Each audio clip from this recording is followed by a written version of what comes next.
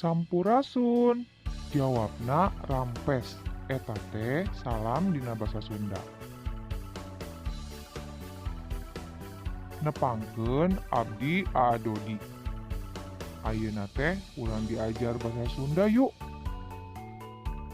Urang rek diajar ngeunaan ciri-ciri sasatoan. Anu kahiji ucing.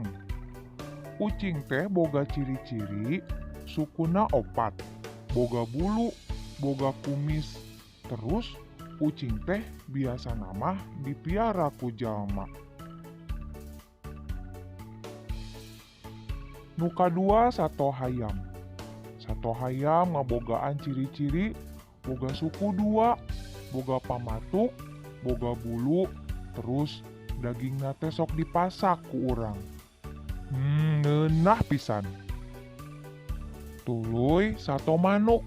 Sato manuk teh boga ciri-ciri manuk teh boga jangjang atawa sayap. Bisa hiber, warna buluna rupa-rupa. Boga oge pamatuk. Biasana sok dipiara ku urang-urang. Tah, mun ieu mah lauk. Lauk boga ciri-ciri hirupna dicai, boga sisik jeung sirip. Warnana oge rupa-rupa. Lauk mah lamun rek leumpang teh kudu disetiran ku buntutna.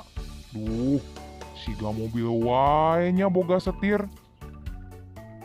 Anu kalima nyaeta kuya.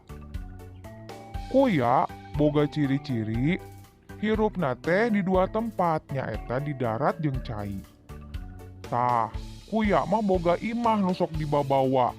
Boga suku opat, terus lamun leumpang laun pisan.